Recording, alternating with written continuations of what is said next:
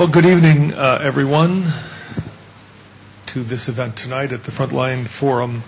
I'm afraid, though, we have to begin with a piece of bad news, and I'm sure many of you saw the picture as you came up the stairs, which told you that the very fine and highly respected photojournalist and cameraman Martin Adler was shot dead this afternoon in Somalia, in Mogadishu. He was there covering for, I think, ITN. It's a bit unclear what he was doing and for whom, but he was in a crowd celebrating the peace in Mogadishu. And someone in the crowd with a gun came up and shot him dead. Beyond that, we don't know, but it's obviously a terrible loss. He leaves behind his wife and 2 young children. Just yesterday, Jessica Lindsay traded emails with Martin asking whether he would be available to be here in several weeks as part of the discussion on Somalia and to show his pictures from Somalia. So it's a terrible loss, and I think we ought to stand and have a moment of silence and pay our respects to him.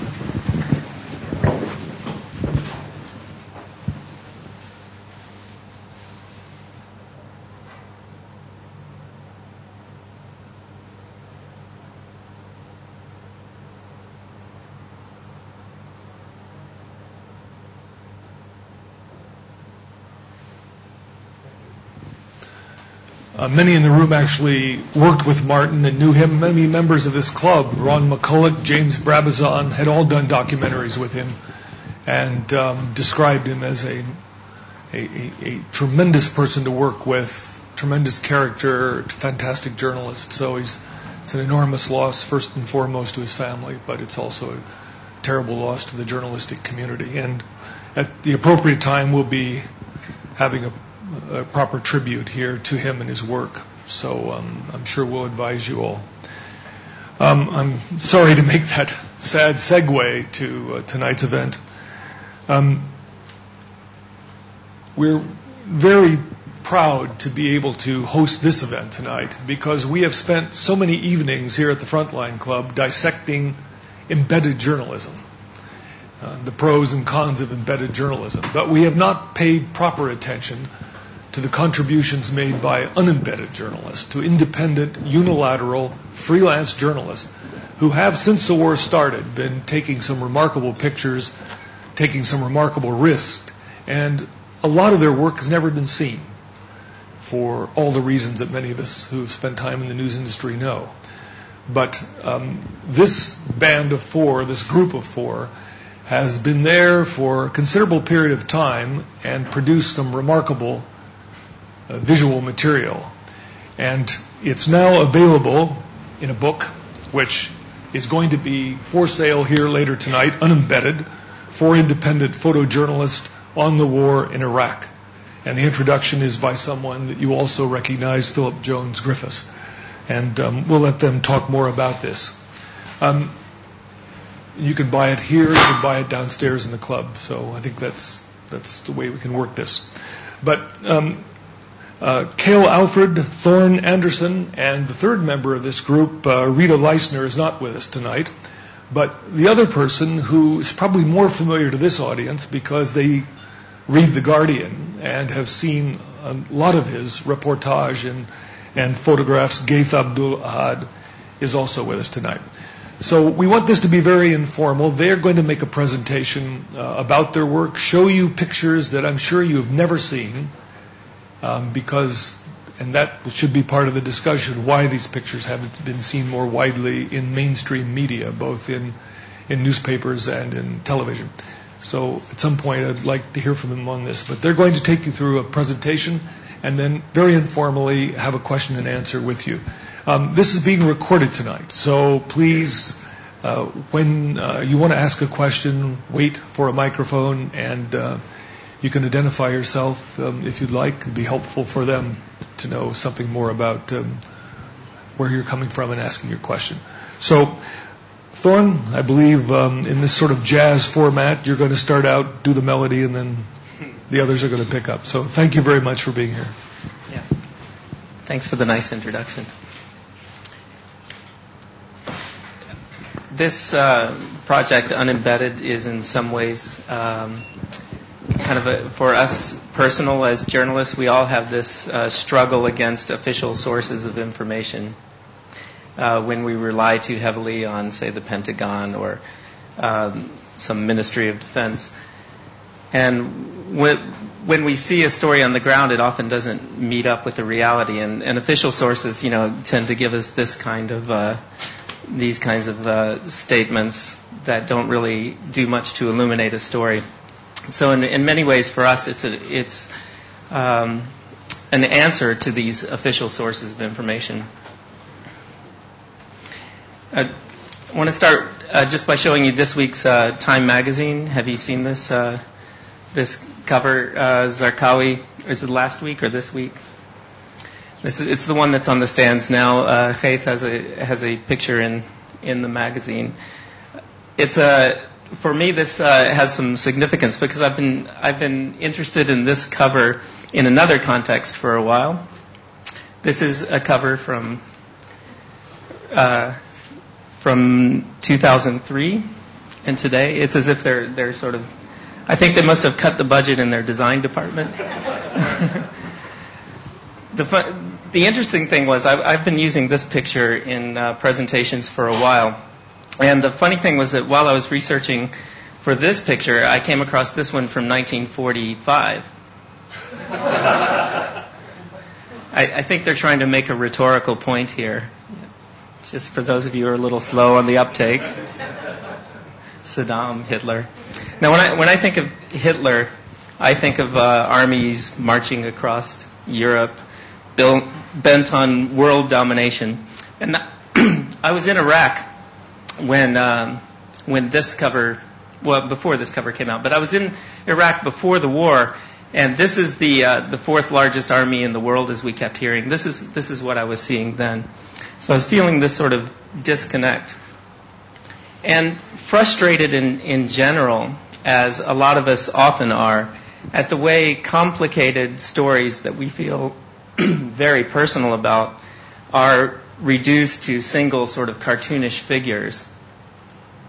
This is just a collection of a few of the other Time magazine covers that were leading up to and after the bombing. It's hard for us, for those of us who work on a story passionately, to see a story reduced to a single figure.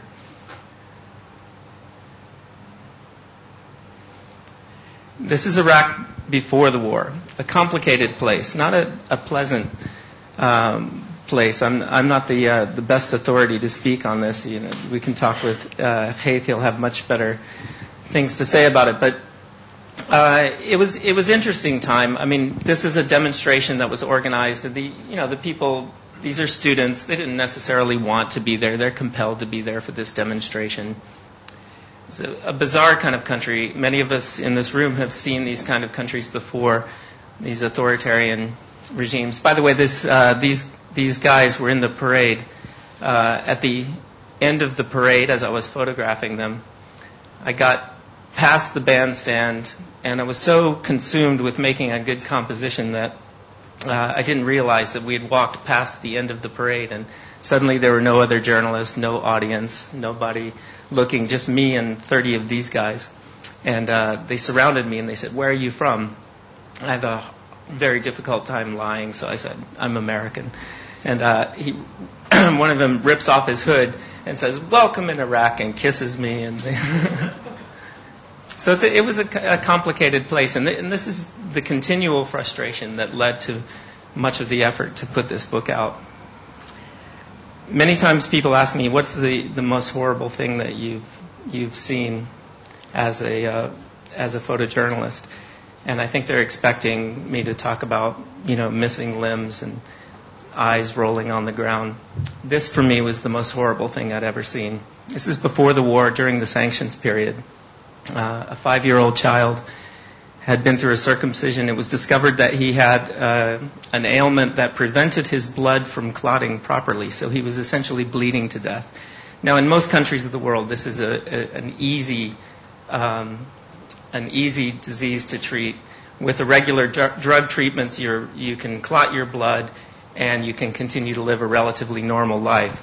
But in pre-2003 bombing Iraq, under the sanctions period, these drugs were not allowed to be imported into Iraq because through some bizarre imagination, they might be turned into a chemical weapon.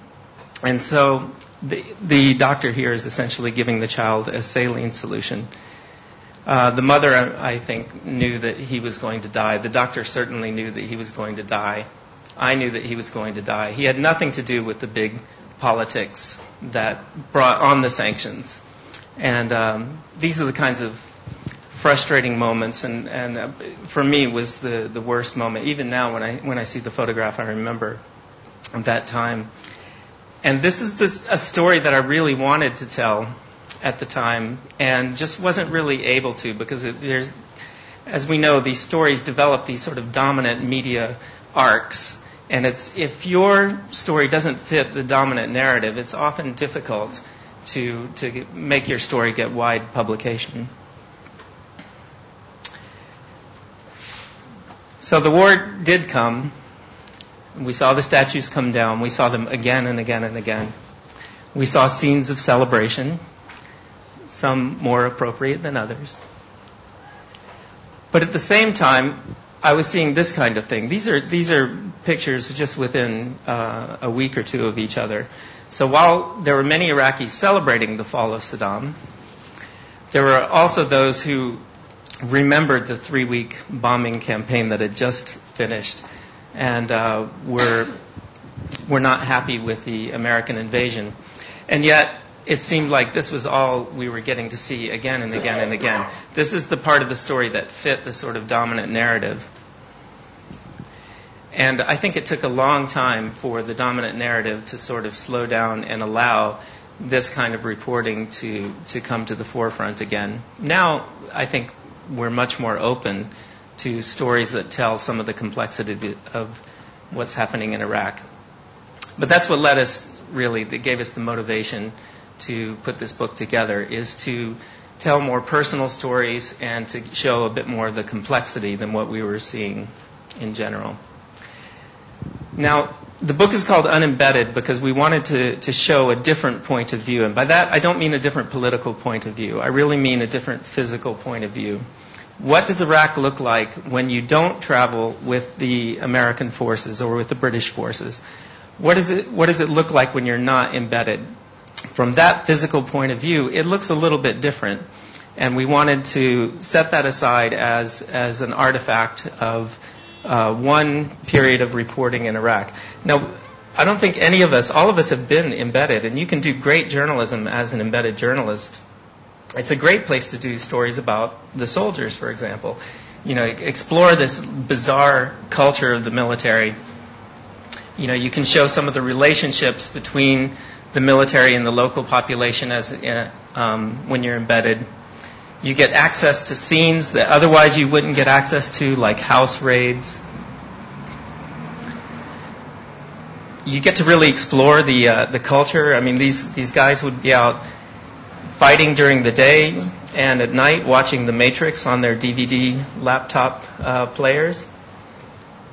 And that's something that's very interesting, particularly about the American media, how they carry their culture with them. I think it's a fascinating story. So this is a guy from Montana. His whole unit came, and in the evenings they would practice just what they practice at home, roping steer. A real cowboy. So it can be fun too to be an embedded journalist. But a word of warning: if you get too close, you stay with the military too long, you might end up like this guy. He's a journalist. This is like a week after the fall of Baghdad, and still he's wearing his helmet. I don't remember his name. I'm sure he was a very good reporter. We referred to him at the time as the potato. Yeah, this is John Burns here in I don't think you'll see John Burns walking around Baghdad in shorts these days, but at that time, everything seemed possible.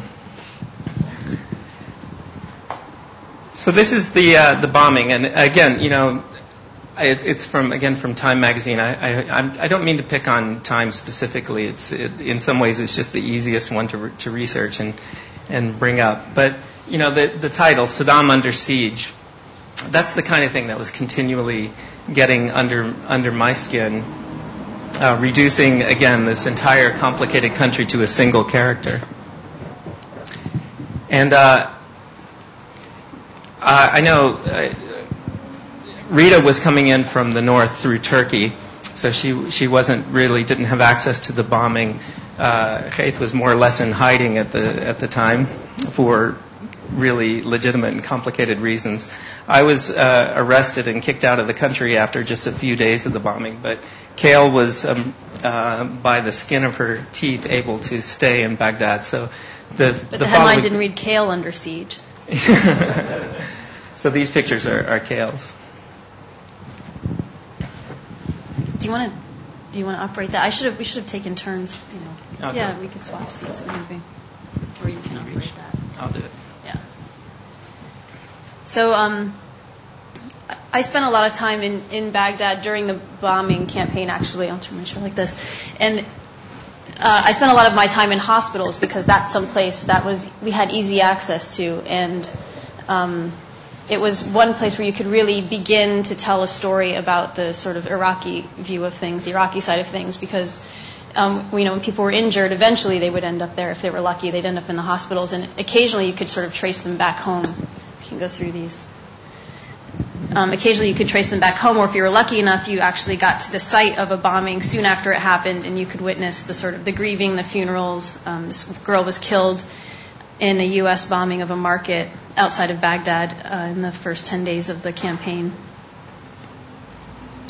And this is a story, I really tried hard to make some very specific stories about particular families. This man, his house collapsed on his entire family when a bomb went off very near his home. And Iraqi houses on the outskirts of the city are made of these sort of cinder block constructions that are really fragile, and they would collapse if there was a lot of percussion around. So this man's house collapsed, and his 2 children were killed, and his wife was killed as well. And this is his wife, actually. She walked into the hospital to help deliver the children, but she was so badly wounded that she quickly laid down on a table on a gurney, and the doctors were so overwhelmed with patients at the time that they couldn't really do anything to save her. They didn't have enough blood, and they didn't think they could, under normal circumstances they might have been able to do it, but they realized she was probably a lost cause in the wartime circumstances. So her son sat here on the floor and watched his mother die. And those sorts of pictures were getting published. I was working at the time for the San Francisco Chronicle, who had given me a sort of stipend to go to Baghdad, and I was lucky enough to get a visa. Many journalists were camped out in Jordan trying to get into Iraq, and I just was lucky enough to land a visa through some bit of confusion at the consulate that I helped to encourage. And so I landed a visa and got to Baghdad. But I have to say, editors, after the 3rd or 4th day I was filing these civilian casualty pictures, my editor back in San Francisco began to say, really, we can't publish any more of those civilian casualty pictures. We've already done that story, so can you get anything else? This is shortly after the fall of Baghdad, when again, now the Americans are there and these incidents are still occurring. A house collapsed on a family while they had lunch because a weapons cache that the U.S. military was guarding was either sabotaged or something went wrong, and a rocket landed, sort of took off, an Iraqi rocket took off from the weapons cache and landed on the house of this family, and this is the demonstration that followed. So I found in Baghdad there really was a lot of frustration and anger. I didn't see the sort of joyful reaction that I heard being reported so often in the West. With the arrival of the Americans, I saw much more of this sort of thing, sort of frustrated, angry people soldiers even, who felt like they didn't get a chance to fight a fair fight because the American military power was so overwhelming.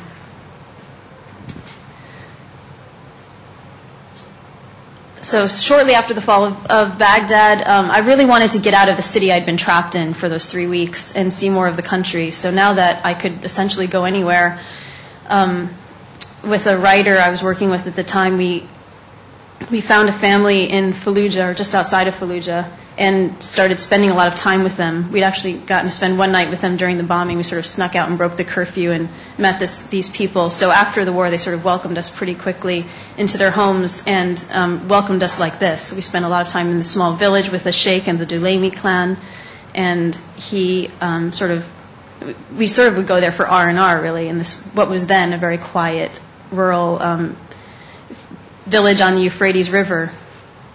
This is his home. He was a wealthy merchant. These are the women in his family. They took this photograph. That's why it's out of focus. And I was lucky enough, as a woman in the Middle East, as many of you know, practicing journalist, you get to sort of be the third sex. You're the strange alien who drops in. I could spend time with the men and with the women. So the women's side would sort of look like this. There was a lot of work going on. And on the men's side, there was a lot of play going on. And I think I'm probably the only American woman who's ever been swimming with the Dulemis in their underwear in the Euphrates. I was not in my underwear. I was in a full black nylon abaya, trying to not drown with my cameras and this black cloak on. And so, at this time, it was possible just to walk around Ramadi. This is Ramadi. You hear so much about Ramadi in the news now. We rented a flat in Ramadi for about a week and a half so that we could be nearby when the IEDs went off and when the insurgents were attacking the Americans. This is in October 2003. Just when things started to turn. Actually, this now is April. This is April 2003. There was a demonstration, you may remember, in the news in Fallujah outside of a school. The American military had taken over an elementary school and were using it as a base. And there was a demonstration outside the school. Someone fired first. We don't know who for certain, but the New York Times did a story and found there were no bullet marks on the building. Someone fired first in the crowd, and the Americans returned fire at the Iraqis, and 18 people were killed, I think, on this day. And it really was one of those events that in a normal news story with sort of ordinary coverage, when there isn't such a strong pro-war bias, I would say, that sort of story would have made sort of headlines as possibly a turning point, and I think we would have heard more about the Iraqi perspective. The Iraqis in Fallujah really felt like this was an important event, that the Americans, had opened fire in a demonstration. What's that all about? And it became this very nationalist sort of moment for this very traditional region of Iraq. And from this point onwards, I think there was sort of a growing anti-American sentiment in the Sunni Triangle. This is again in spring of 2003. It's a burning oil trench that was sabotaged on the Euphrates.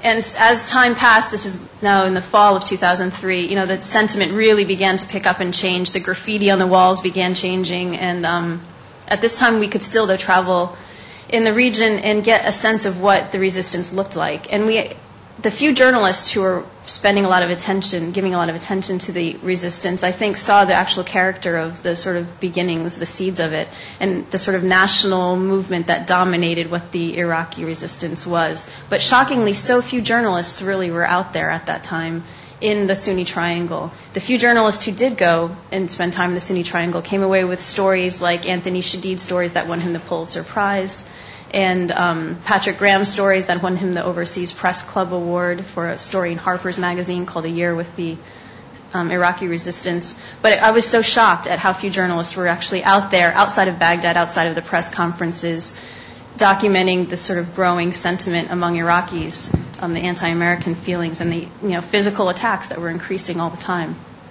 This is a group of resistance fighters that I spent some time with, and they would actually take me to. They offered to take me on patrols, on their operations. They offered to take me on an operation where they're going to take down a Chinook helicopter. I didn't end up going on that. But at the time, it was possible to do so if you worked hard at it and focused on that story. This is in October 2003. So it was during this period then that we started seeing a continuation of the civilian casualties that we had seen during the bombing period. This is a boy from the Jumaili family, one of the most powerful Sunni families in the Fallujah Ramadi region. His house was bombed in the morning. 3 members of his family, including his father, were killed. This, by the way, this is just the X-ray of his skull that the doctor is holding up to show the family, and just happened to pass in front of the lens. Within about a 14-day period or so, the Jumaili family lost roughly a dozen members of their family in 3 separate attacks. This bombing raid on the home, later 2 of the brothers in crossfire, and then a grandmother in the family was killed when she failed. The car she was in failed to stop at a checkpoint. So in less than 2 weeks, they lost nearly a dozen members of their family. This is early 2003, and I remember speaking with the sheikh of the Jumaili tribe, and he just said it plainly. He said, I was willing to give the Americans a chance, but less than a month into their presence here, I lose a dozen of members of my family in this short period of time. What options do I have now but to fight? These are early seeds of the resistance. At the time, in the American press at least, we were hearing about a few renegades and some foreign fighters, but we were really seeing a national resistance building. This is the first resistance fighter I was able to photograph. I included this picture just because I think it's interesting how he really created the photograph for me. He from his little village outside of Balad, was aware that the resistance was being portrayed as a group of foreign fighters. So he insisted on, A, having his mother in the photograph. She also insisted on being there. And B, carrying this tool here, which is the scythe that they use for date farming. And I know what he was thinking. He was thinking, I want to show that I'm an Iraqi, I'm just a farmer, an ordinary guy. Of course, to a Western audience, it's a pretty sinister-looking tool, so I'm not sure it had its intended effect. But this is before any beheadings. So. Yeah. It's really interesting how these things do change, the sort of perceptions. Even inside the country, people are aware, the resistance themselves were aware of their sort of image and how they're being portrayed outside. Yeah, and this villager from Balad was aware that the resistance was portrayed as foreigners, and he wanted to make a statement that there was a national resistance. This is Khait's photograph from Fallujah. This is November 2004 in Fallujah, and after this initial period when actually the resistance started as a nationalist, with all the reasons, the grievances, and the sorts of things that pushes people into fighting. The whole situation climbed and the whole situation escalated, that eventually Fallujah itself and the whole resistance in Fallujah that arguably started because of that incident, the 18 people getting killed, it became actually the place of the resistance, and it became the place, the magnet that brought all jihadis from all over the world to come and fight in Fallujah. This guy is from Yemen. He's the normal average person that you will see. He's the person that you can have as your neighbor. He was telling me about his daughters, about his wife, about his job. He's a taxi driver, studied Sharia law, and he tried to come to Iraq first time during the war. Yemeni authorities discovered him in the airport, sent him back to Iraq, and then he collected money, came back to Iraq in November 2004 to die there. The reasons, the circumstances were created for different by the Americans, by the Iraqis, and created out of Fallujah this place, this mythical place where people come from all over the Arab Muslim world to die in Fallujah. I haven't seen anywhere in the Arab world, any city I go to in the Arab world, there is this one street with a graffiti on the wall renamed as the Fallujah Street. I saw this in Sana'a in Yemen, in Ain al-Hilwa camp in south of Lebanon, in Jordan, in Syria. So the reasons were created, and suddenly Fallujah became this mythical place. The people were come to die. It's a bit of a chronological jumping around here. Just after the war, I guess we're still talking about sort of how this resistance came from multiple directions, from the the grievances that people had against the bombings and the checkpoint killings to the foreigners coming in. This is actually just an ordinary police commander. He attempted to return to his station. He was chief of police just after Baghdad had fallen to the Americans. On his way, he was shot in the leg by an American patrol. He went home. His wife, stitched him up, removed the bullet. He put his uniform back on, went back to the station. On his way, he met another American patrol. They disarmed him of his weapon and sent him home. He came back another day. Now, at this point, this is a week into the American occupation. He finally makes it to the station with no weapons. This is the armory of his police station. By this point, it had been completely looted. So he's standing in the place where the police weapons would have been kept. And he seemed like a decent enough fellow. I mean, I don't know him well. I only spent a short afternoon with him. But he's exactly the kind of guy who certainly has lost his job by now, certainly a Ba'ath Party member. And under the decree of Bremer, so many of these were dismissed from their positions. And this is, again, one of the real roots of much of the trouble that followed thereafter. These ordinary Iraqis who happened to be members of the Ba'ath Party because there was no other way to work as a police chief, for example, suddenly were without a job, and many of those then turned to the resistance. During that period of looting, a lot of the medicines from hospitals ended up in the hands of Shia clerics, who then immediately started implementing a plan that was pre-prepared, partly based on fatwas that came from clerics in the Hausa and some from Iran. For example, Al-Khari had issued a fatwa that the Shia should gather medications and start tending to the needs of people as much as possible in a sort of Hezbollah-style strategy to win over the hearts and minds of local people. This is just a few days after the American occupation began, and already that plan was in effect. And you really still see that. In Sadr City, for example, hospitals taken over by clerics who then use this Hezbollah-style strategy to assert their control. It was the period when we started digging up the crimes of the past as well.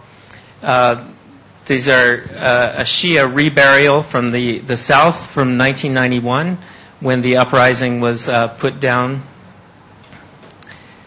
Now, an interesting thing for me, again, very frustrating, is that this story was being told, the digging up of the mass graves, and the Shia of the south were being depicted in this very sympathetic way as the victims of crimes in Iraq. At the same time, we had the first relatively free pilgrimage to Karbala, where you had millions of Shia marching on Karbala, and people were seeing these people on the streets, whipping themselves with chains and this almost fanatical frenzy, and we started seeing editorials in newspapers. Look out, Shia fundamentalism is on its way. We have to control this. And rarely did you see those two stories or those two depictions of the Shia in the same story. They would be in separate stories. It was really quite confusing. Are they the victims? Are they the villains? I don't think that was really adequately dealt with in the early days. This is literally digging through the mass graves. Again, those early days. You won't find this in Baghdad now.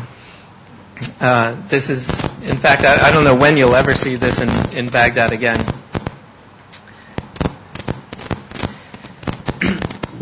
I threw this in. This is someone I met, Sheikh Fuad. He was actually a Sunni cleric who was operating in the green zone. He was the imam of the mosque in the green zone. He had a fascinating character. This is Mascara he wore rouge on his cheeks, his beard dyed blonde. He loved Whitney Houston. Said she sings with the voice of an angel. His patron saint, so to speak, was Mary, the mother of Jesus, and he dressed in a way that would sort of evoke his reverence for her. And he's really, he's a very friendly guy, and I really enjoyed being with him. But it was one of those moments where I thought, just when you really think you're starting to wrap your head around this place, you meet someone like this, and you realize there's a lot more under the surface that you just don't understand.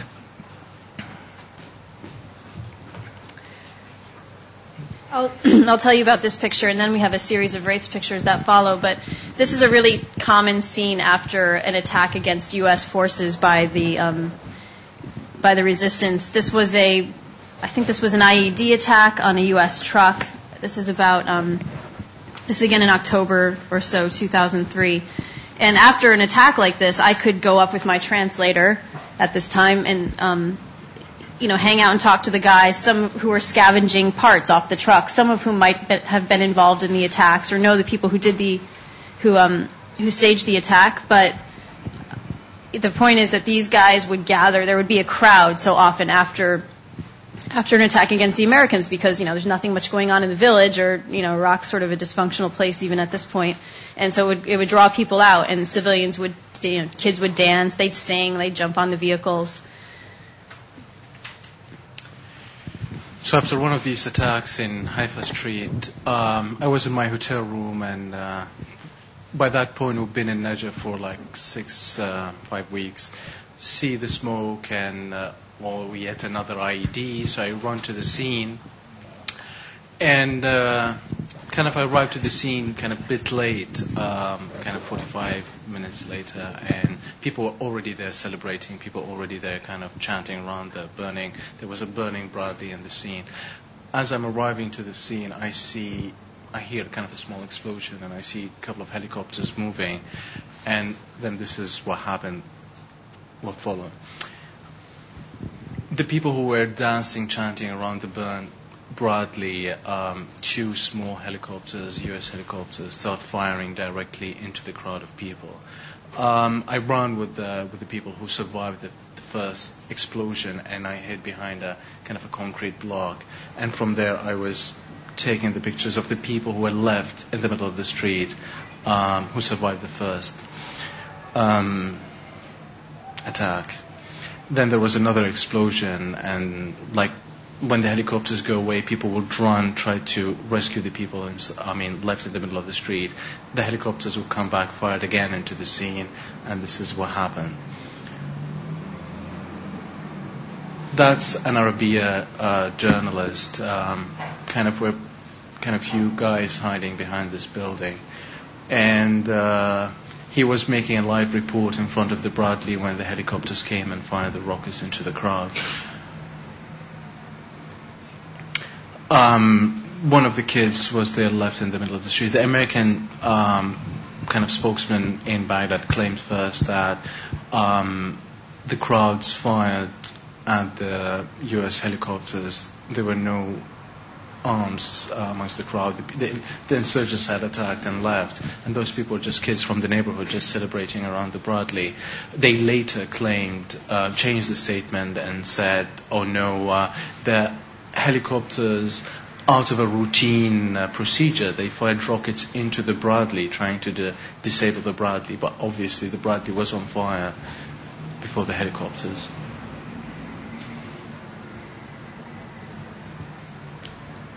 One last thing. Yeah. 22 Iraqis died in that attack.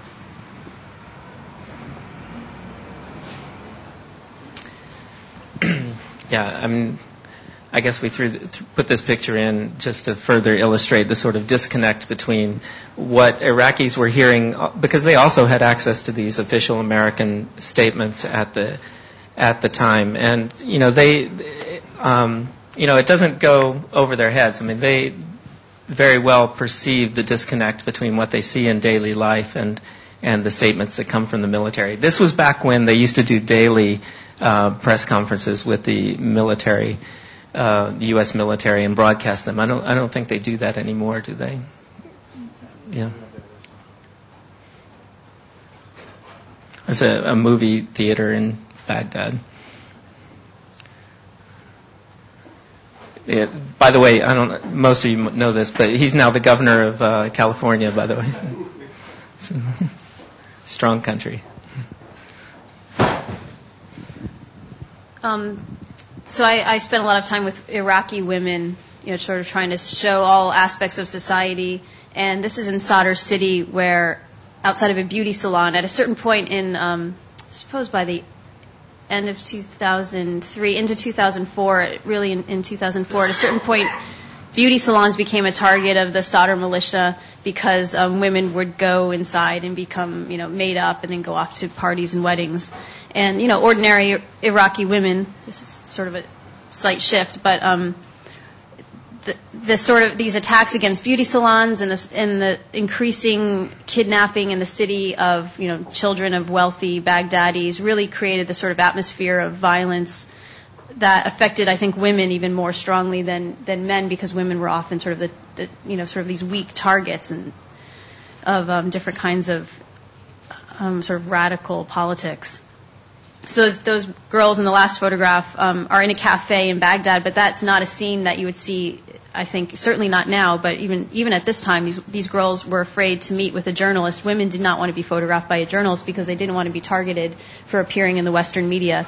And their parents were terrified of kidnapping. I mean, kidnapping in Baghdad, or in Iraq in general, is just rife, and it affects Iraqis far more than it affects foreigners, though it's foreigners you hear about so often. This is outside of a beauty salon, and this woman's, covering her face so that she's not seen by the Sadr militia who's watching across the street. Of course, inside those beauty salons, they're talking about birth control and sex and their husbands and sort of it's a very different kind of thing. Out in the street, though, they have to sort of present this very prim sort of face so that they don't get targeted.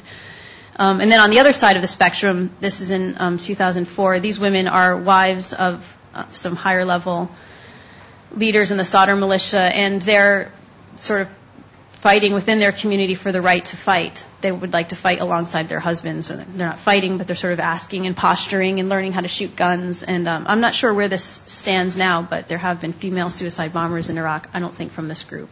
But women, it's interesting, I think these women felt like it was their opportunity to sort of participate fully in society if they could only be fighters as well. And this picture is in a madrasa in Sadr City. These students are learning to recreate. They're recreating the first martyr who was killed by the U.S. military in Sadr City, who was a 14-year-old boy killed during a demonstration. Sort of an accidental killing, but he's become the legendary martyr, and the teacher here is showing them how to properly treat a martyr when he's killed, how to parade him, how to bury him, how to wash his body, and they're recreating the event. On the day I didn't show up, they didn't do it when I was there, these students half would dress in U.S. military uniforms and half would dress as Sadr militia, and they would stage a battle. But unfortunately, they didn't do it when I was there. This is Sadr City. These are the newspapers in Sadr City. The news coverage is pretty much all Sadr all the time. And this is Muqtada himself. It was the closure of one of these newspapers that sort of was at least the casus belli of the Shia resistance that started in 2004. So after the closure of one of these pro-Sadr newspapers, this Mehdi militia, which had been building anyway, began to really take hold, and all of us, including Rita and Khaith and Kael and I, were all on that story early, visiting these families as they were as the Mehdi militia, as they were called, the Mehdi army, was in its very beginnings. These are Mehdi army guys planting IEDs in the road. This is the technique that they use. They pour gasoline on the tarmac. They light it on fire to melt it.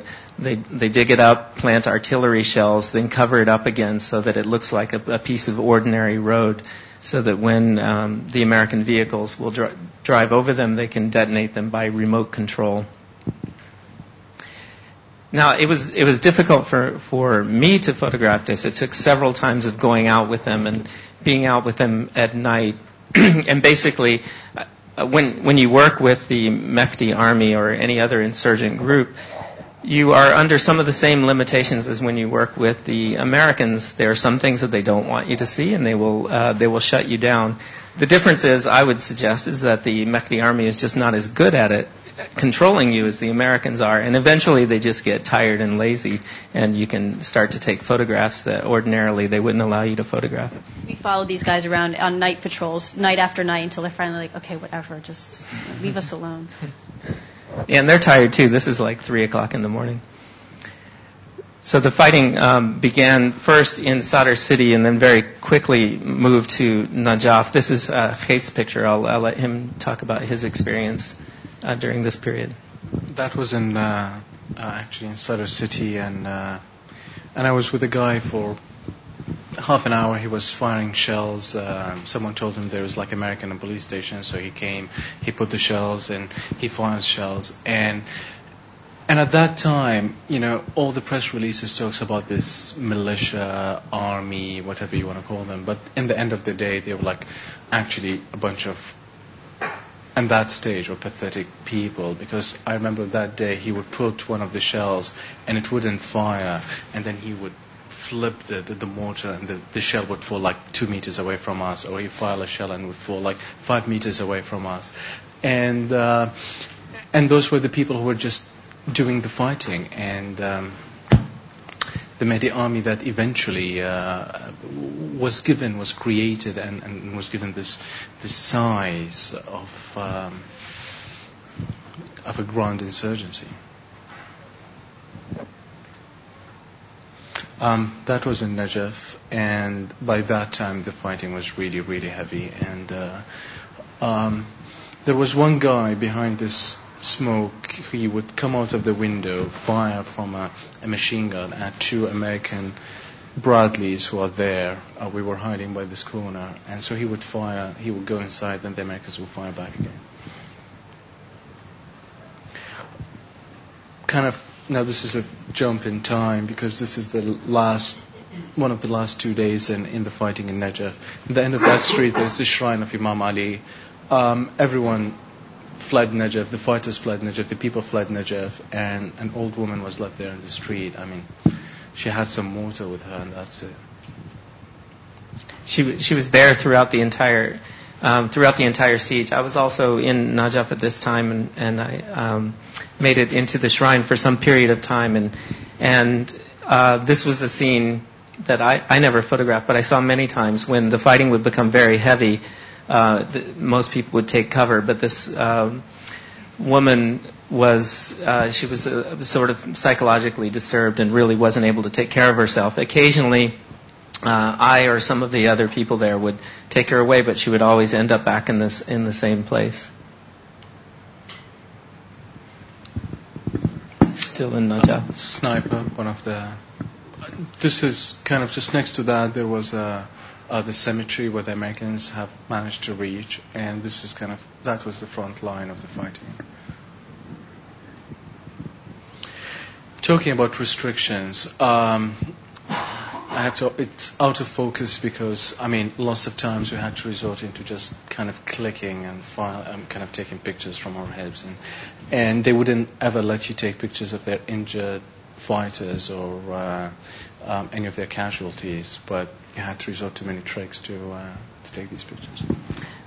That said, I have to say that already by 2004 it was very difficult to just work freely on the streets of Baghdad, at least for me.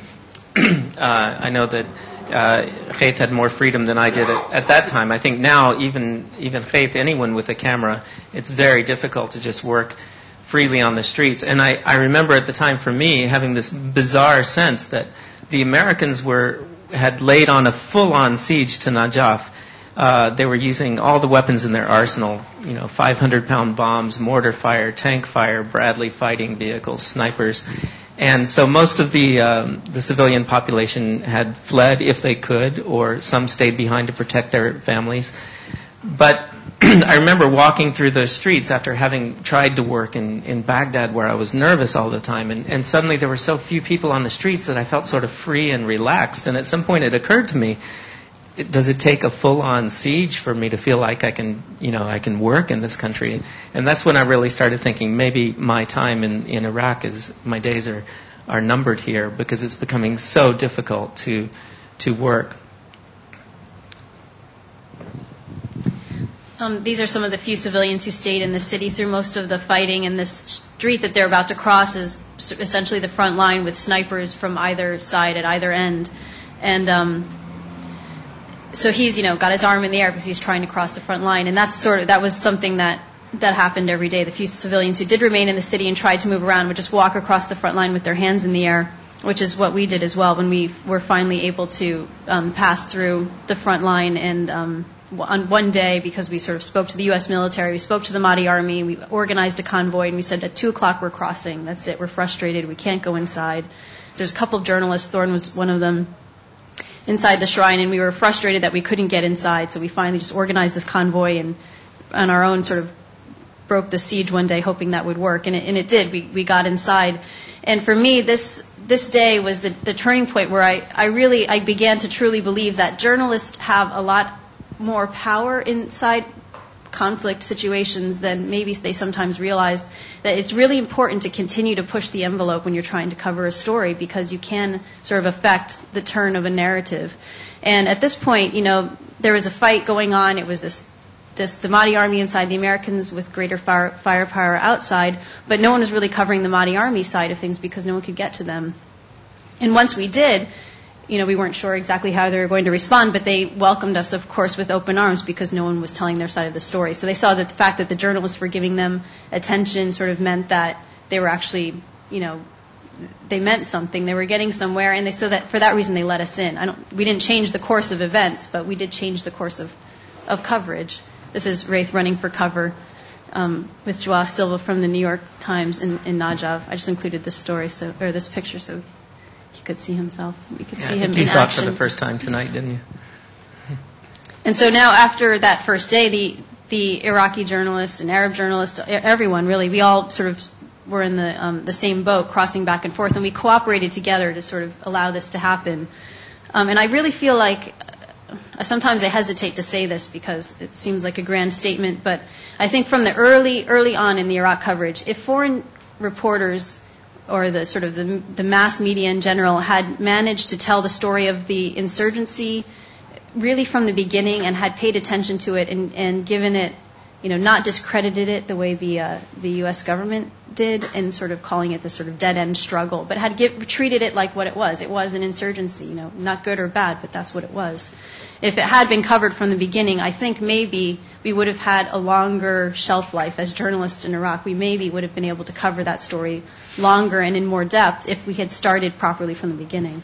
And, greater cooperation between Western and Arab news sources also will go a long way to improving the coverage. I mean, even at that point in 2004, the Arab journalists, as we see here, were really starting to really be on the front lines of coverage and tell the story better than a lot of Western media.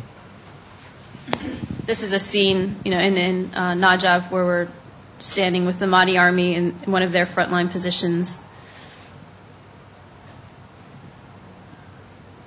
That's the same thing. This is the corner that Wraith just ran around because he was mad enough to go one step further and go to the next building, sort of in full-on frontline territory. I wasn't. I stayed there.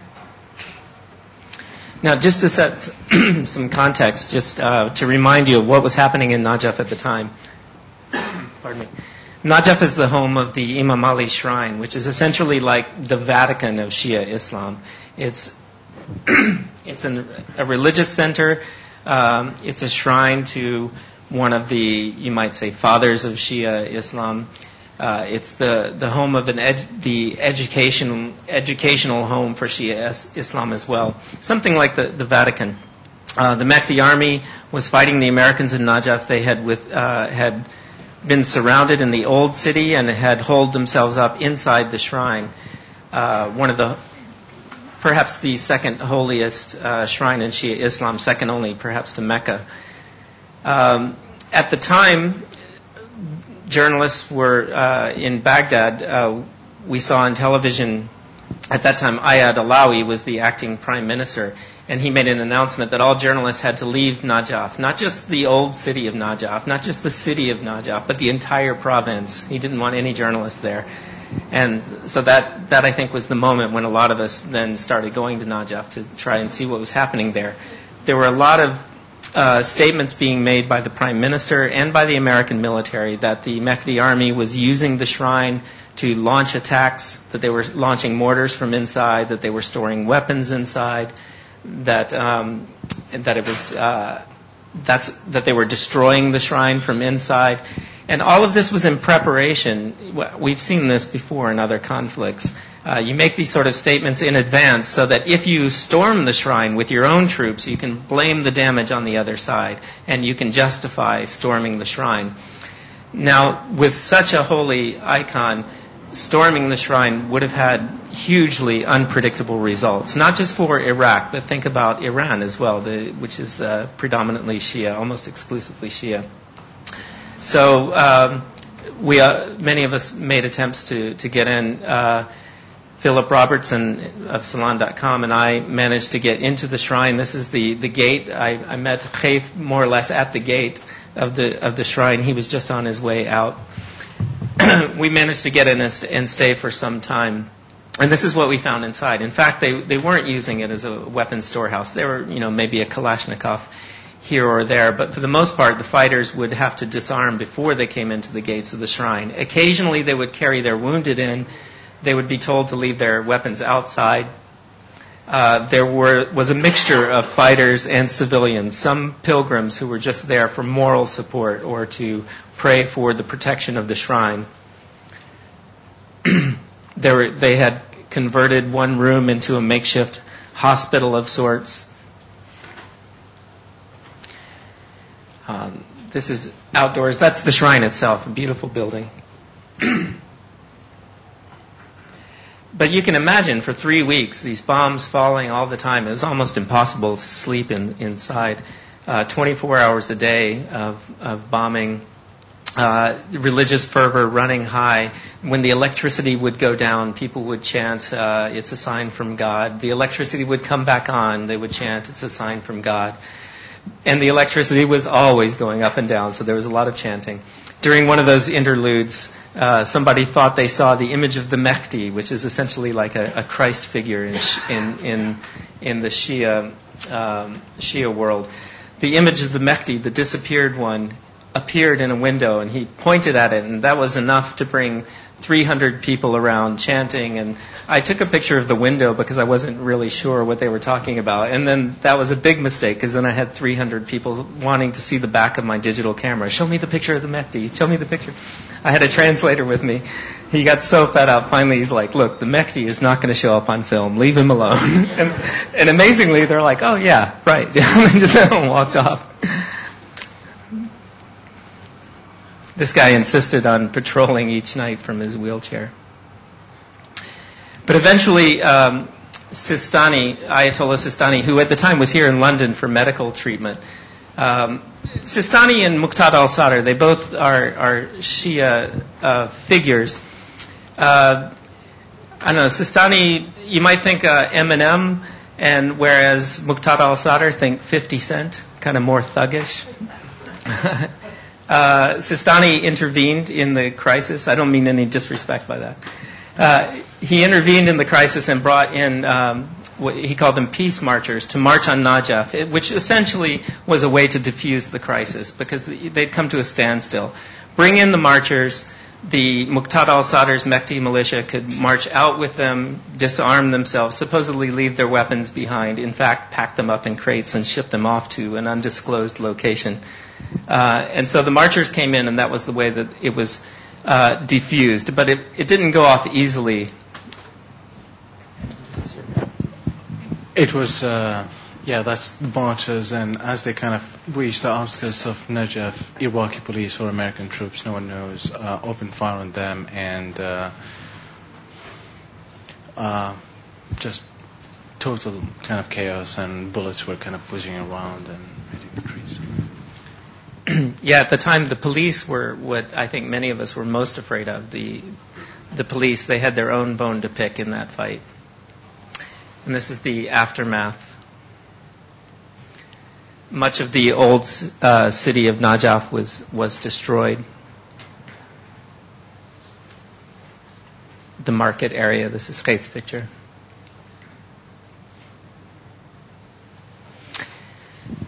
At the time, the Americans were claiming a victory. You know, they'd routed the Mehdi army in Najaf. This poster appeared shortly afterward. It's a plagiarized poster. This is actually one of Khaith's photographs that they got their hands on. And Muqtada al-Sadr then used it as a political poster. So while the Americans were proclaiming that, victory in Najaf, the Mehdi army had stood up to the Americans, and the Americans showed them what they get for standing up to the Americans. The act of fighting the Americans, this is a burning American vehicle here on the poster, was used for political purposes to propel Sadr to ever greater political status. And actually, that's kind of like a chubby guy who I took his picture in Sadr city. And then this whole myth, and then people start coming to me, showing me this poster and showing me this picture that I took, not knowing that I took the picture, telling me, oh, it was Muqtada Sadr himself fighting in the field, and trying to tell me and actually it says the third Sadr in the field, in the battlefield. And so in many times came to me and look, it's Muqtada Sadr fighting. And one day I was in an office of Muqtada Sadr and I saw this picture made into a carpet in Iran. Came back to Iran. And I just wanted my 5% share of the sales of that carpet industry.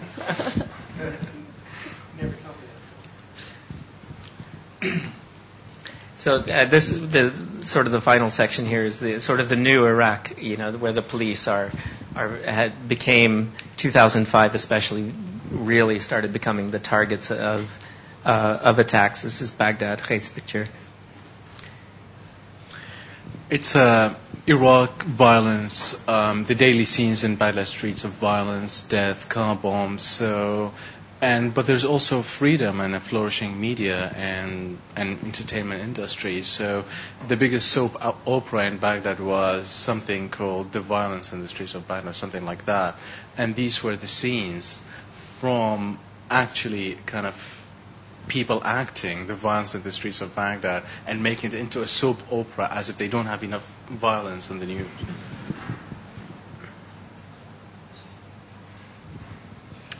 Iraqi police training and does that picture look suspiciously familiar? Welcome to Baghdad. You wonder. Those are again Iraqi police, and they were kind of patrolling kind of the fields in Baquba, and suddenly this is kind of a river bank, and there's like a river, and then other bank, and suddenly the Iraqi police start shouting, oh, we see some movement on the other side, must be insurgents. Ali, where's the RPG? And Ali comes with the RPG, and woof, RPG fired into the other bank of the river. And maybe a poor farmer was just working there, or a family or something, and that's the Iraqi. That's kind of 4 weeks ago in Baghdad. Those are the commandos units accused by the Sunnis and most of the people actually of being kind of death squads, and those are actually death squads.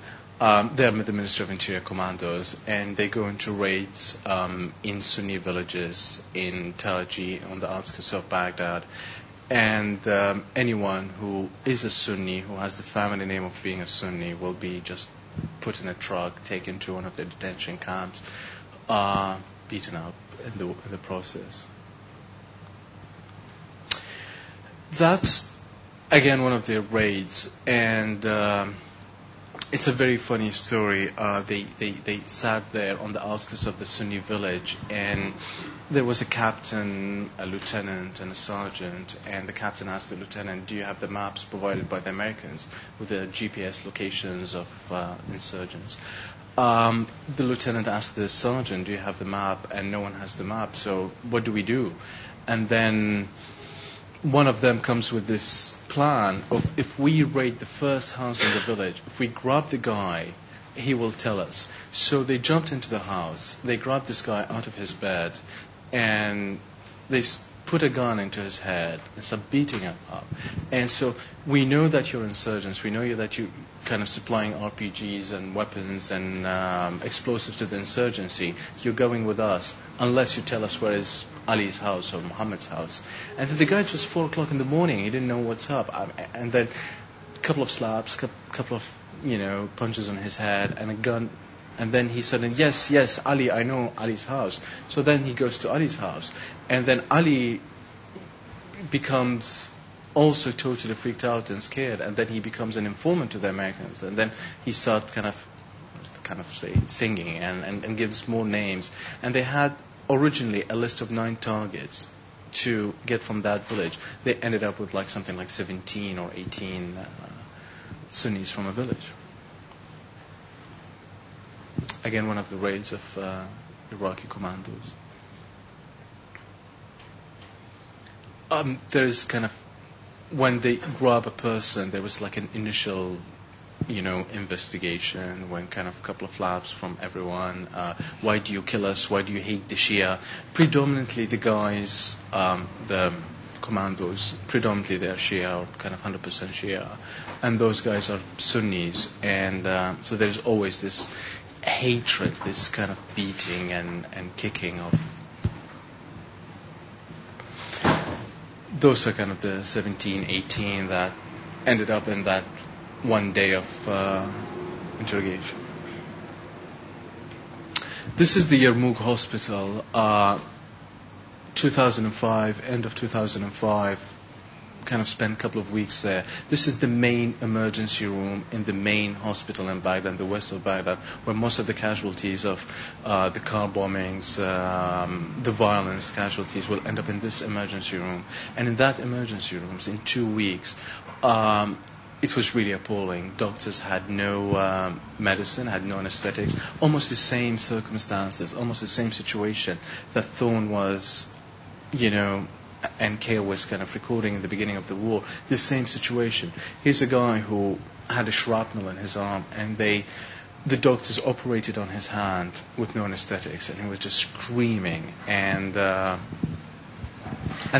this is, again, the main emergency room in Baghdad, in the biggest hospital in Baghdad. Before the U.S. bombing and invasion of Iraq, Iraq had one of the world's highest infant mortality rates, or mortality rates for children under the age of 5. I just heard a report on CNN yesterday that there's a new report that lists Iraq now as the top of the list, highest mortality rate for children under the age of 5. This is after the reconstruction period and all the money that was supposed to be spent on hospitals and clinics, fewer than 20% of which have actually been completed. This is the new reality of Iraq. Sectarian fighting, again, 3 weeks, 4 weeks ago in Baghdad, sectarian fighting has so much gripped Iraq now. This is Baghdad now, kind of a de facto divided city. The east of Baghdad is now considered as a Shia part of town. The west is a Sunni. This is almost in the center of Baghdad, the west of Baghdad, but very close to the center. Yarmouk was very, very nice neighborhood. So in Sunni neighborhoods, people start kind of blocking their streets because of the Shia commandos units raiding the city. So they start blocking their streets to prevent the commandos units coming into the streets, grabbing people coming out. And those are kids in a Sunni neighborhood, so-called Sunni neighborhood, playing the game of Sunni vigilante groups. This is what happens during the night. In the morning, the kids man the checkpoints with plastic toy guns and start reenacting the same scenes that happens during the night. Yeah, the progress in Iraq. When I was there last, the popular game was the Americans and the Mujahideen. Now the popular game appears to be, city checkpoint. Kids with plastic toy guns. When we were there, actually a police car came, and then the kids stupidly with their plastic toy guns, jumped into the street, start waving at the police car, because police now is identified as a Shia militia. And those are Sunnis, and they start just doing this thing out of stupidity and just waving to the police car. And luckily the police car actually turned and went in a side street.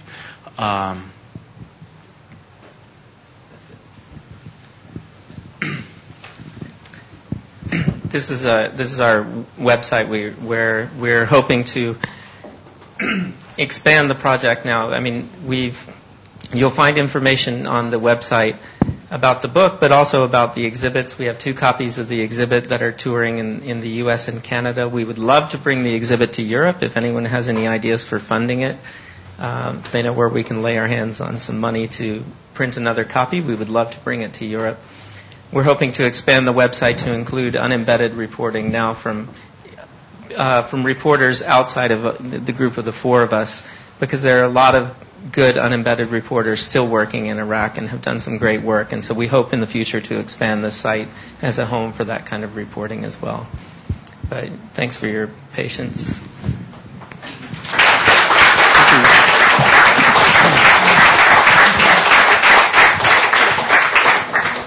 So, questions. I'm sure there are a lot of them.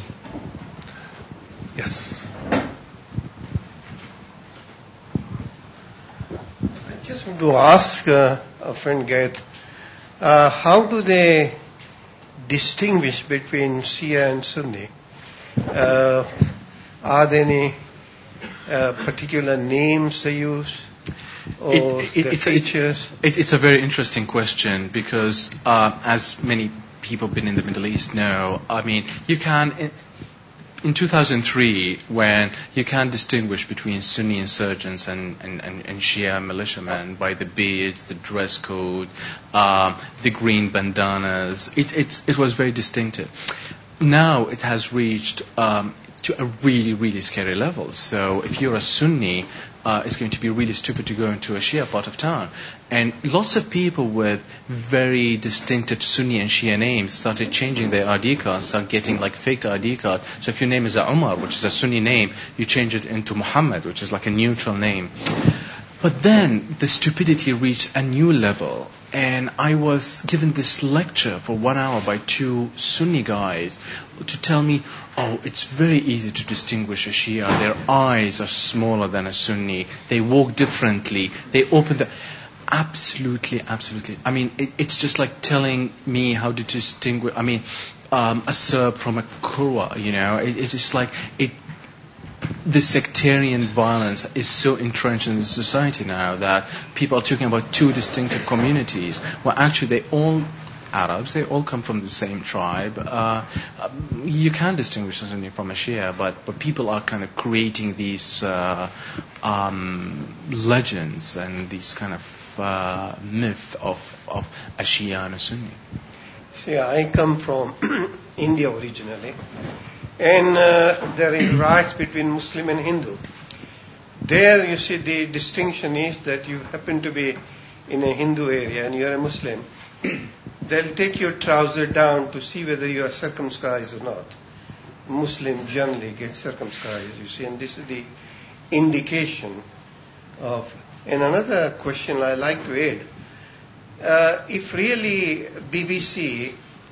ITV or the American networks, television especially, if they show the real carnage in Iraq, this is Martin Bell also, his thesis is that your public would not allow you to wage a war like that, whether it's true or not. Is that to all 3, or is the question directed to any... Well, it's interesting to get your view, each person on this. I mean, I think kind of BBC, ITV, especially BBC, I mean, I don't think there is this kind of hidden sinister agenda of that not trying to show the real carnage. I think they're actually being accused, the media in general, and especially kind of British media, been accused by the Americans, kind of the American bloggers, as being kind of pro-insurgency, and I've heard more than once kind of called the Baghdad Broadcasting Corporation in reference to the BBC. But also, it's so difficult to show the reality of what's happening now in Iraq. It is very, very dangerous. It is.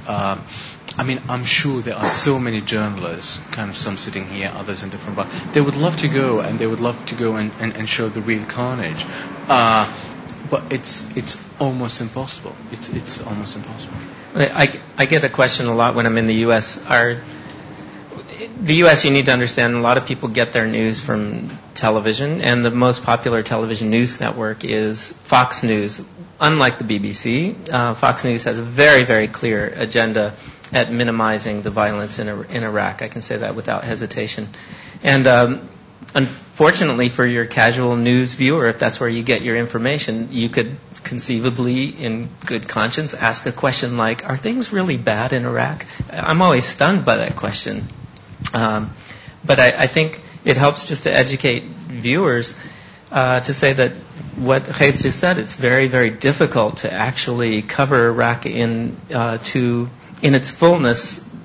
It's very difficult to show the level of violence that exists there. So as bad as they appear on your TV screens in the United States, at least, you can be guaranteed that it's worse than that. So I'm not sure the answer is so much in changing the television networks, at least in the United States. This is the context that I know better.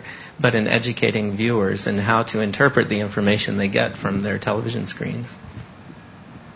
And I'll just add, since I live in the U.S. now, it's difficult to overestimate how clueless most Americans are about most things in the world. I haven't lived in the States in 10 years, and it's just shocking to me at the moment how few people just seem to even be slightly engaged in anything political. While the rest of the world's eyes are on America, Americans' eyes are not on what's happening in their country, sort of in foreign policy terms, certainly, maybe domestically to some extent. Well, let me just follow on that question, because something you said, Thorne, when you were showing us how you rented the flat in Ramadi to be close by when the IEDs went off and attacking Americans. Now, I'm sure if you had American journalists or certainly troops, they'd say, how could you not disclose that information? How could you have prior knowledge of a potential attack on American troops and, in a sense, become an accessory to an attack? Isn't that unpatriotic? Well, yeah, I can say that was me. I was in Ramadi for that reason, and I never had prior knowledge of a specific attack. They're not going to tell me that any more than they would tell.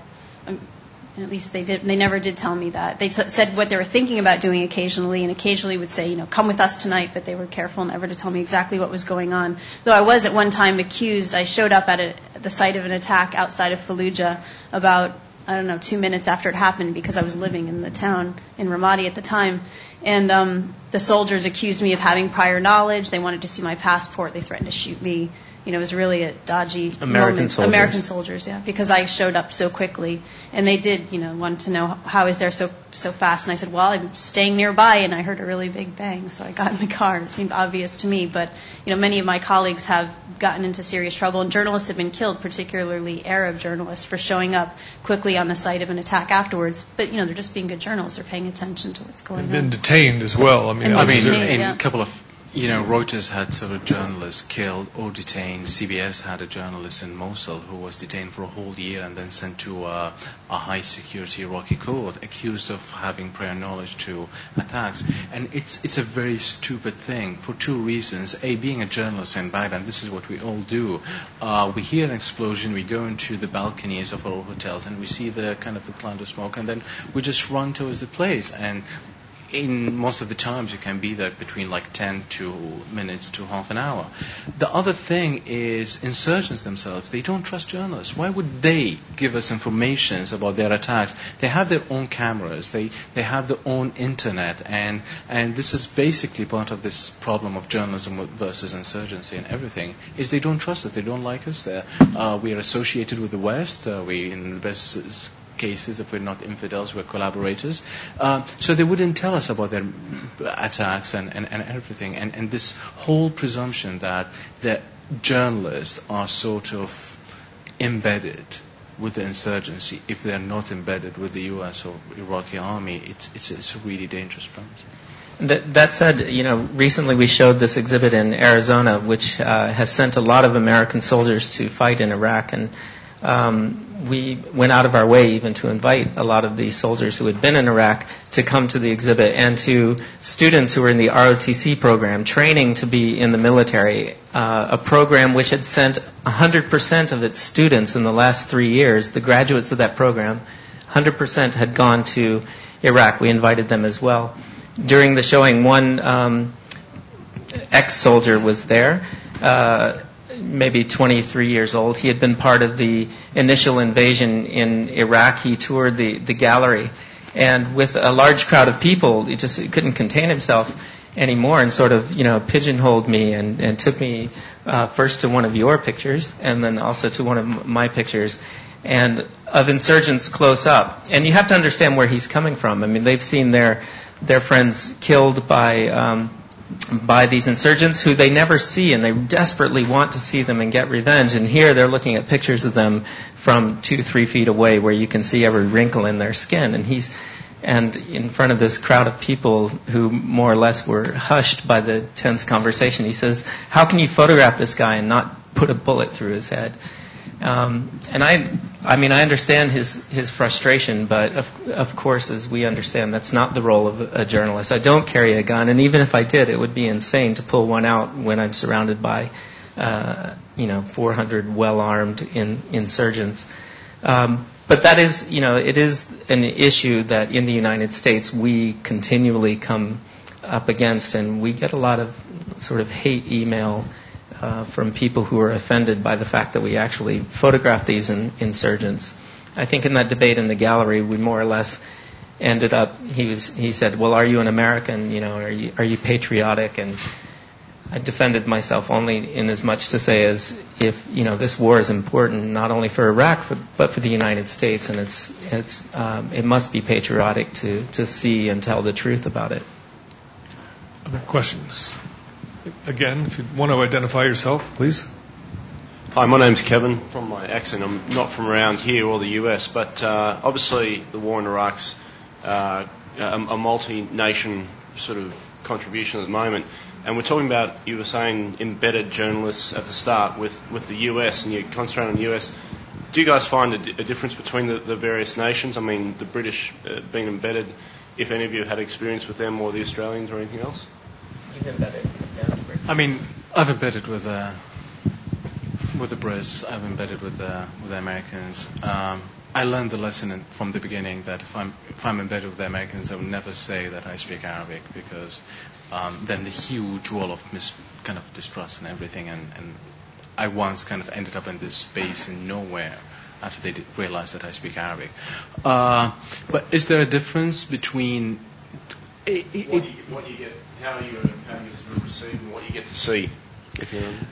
I mean, they would let you see whatever they want you to see. If you come from kind of Time magazine or the New York Times and you're embedding with the Americans, you definitely see much more than if you're kind of representing the Guardian, if you ever get an embed with the Americans. I know for sure that kind of a couple of colleagues had their names on the British press officers' board in Basra as blacklisted. They should never come here again.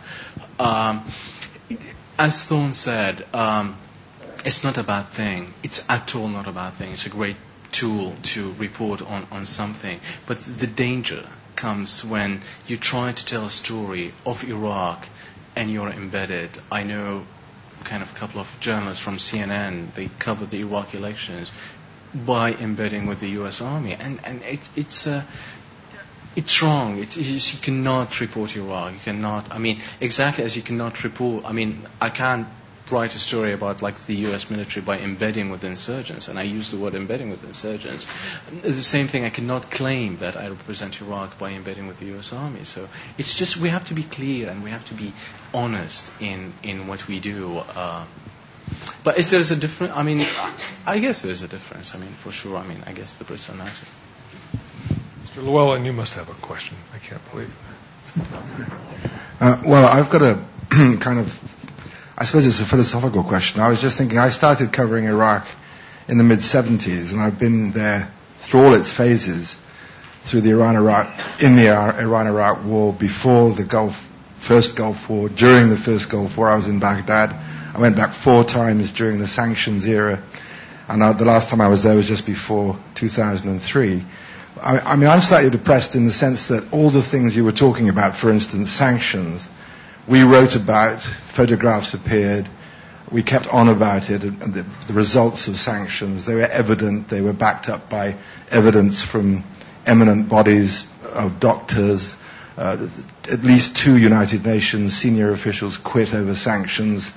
There was no secret of the effect of sanctions.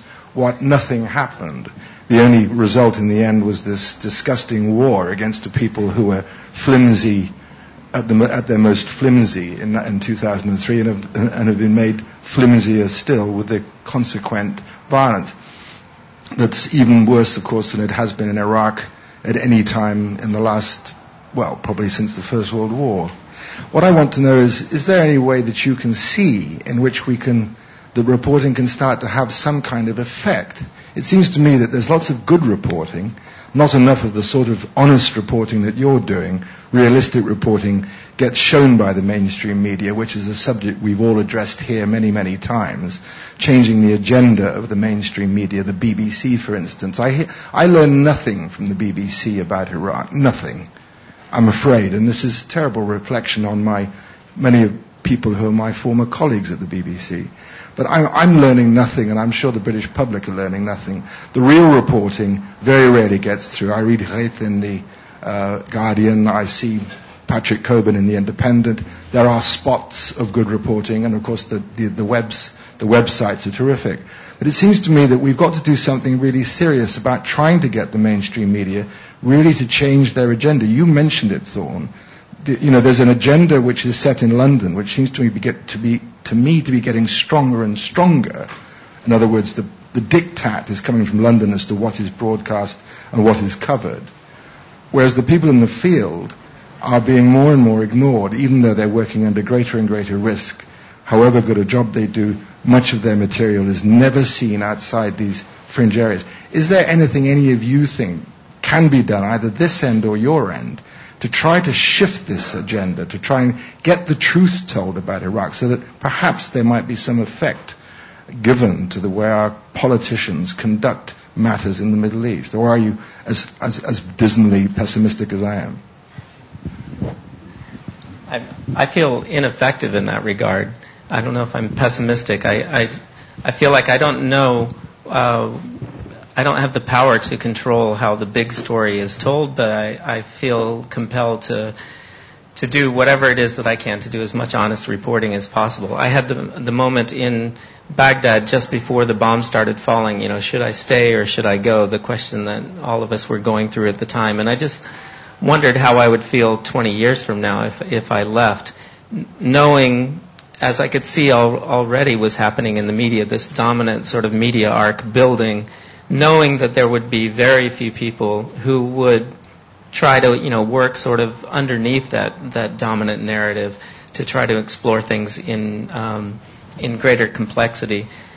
And I just felt the responsibility to do it, even not knowing whether it would make a difference or not. But as far as the controlling the agenda of the media, I don't even know how that works. I don't know where those levers are. Occasionally I find some way to screw with the system, but I think it's very complicated. It has to do with marketing. It has to do with, the values of capitalism.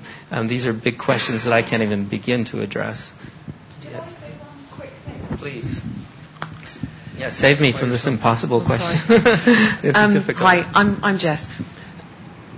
Basically, Gail Porter had herself semi-naked projected onto Westminster, became an overnight success. Surely some of these pictures could just accidentally turn up there. It's just an idea. We've often discussed these sort of guerrilla tactics for getting pictures out into the world. We talk about billboard projects. We talk about slipping pictures in places they don't belong.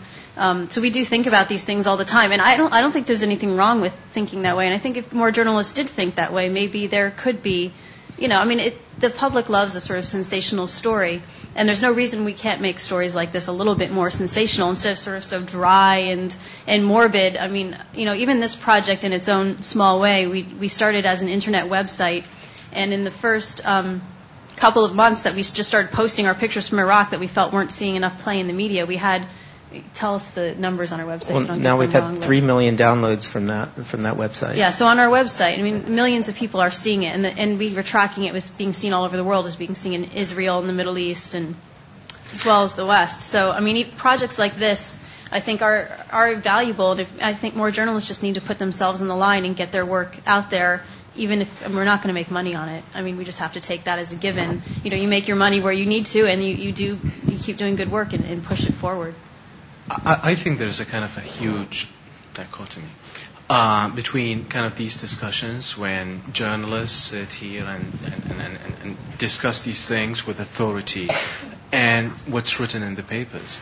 I was reading a couple of Martha Gellhorn kind of pieces, one about Panama, one about Vietnam, and she talks with authority. She can stand there and say that, the Americans are lying, or whatever is happening is not true.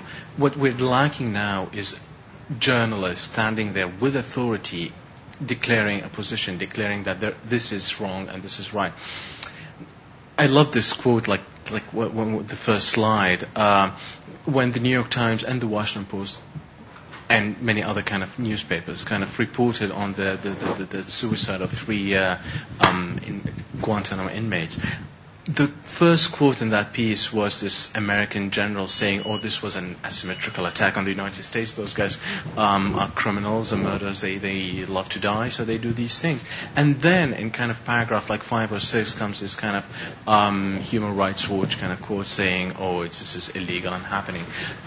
You read all the reports coming out of Iraq, and there's this so-called balanced reporting of the U.S. general spokesman in Baghdad saying so and so, and then the Iraqis saying so and so. And I think this is wrong. We know it's not true. We know it's whatever is said in these kind of press conferences is not true. It's not accurate. It's kind of So we need authority. We need a journalist standing there declaring that this is.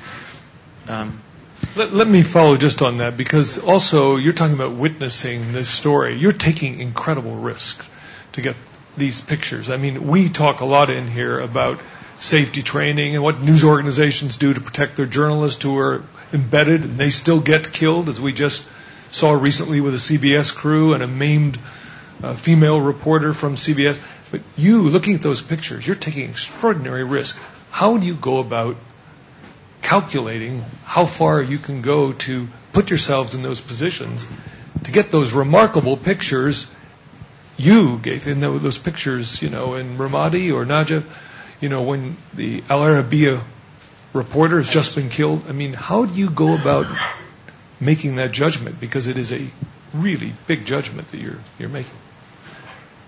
You think you're bulletproof or whatever? Can we talk about something else, please? No, it's really a critical issue, because we have a lot of also journalists that will see this and want to do what you're doing, and they need to know how you've gone about taking these precautions, or how you've learned to calculate the risk before you take those risks. You have loved ones, you have families, you have people that depend on you. It's a big issue. There are plenty of times where I've turned around and gone back the other direction, where I thought, I'm not sure, maybe I can make it another city block, and maybe I can't. Today I'm going to go home.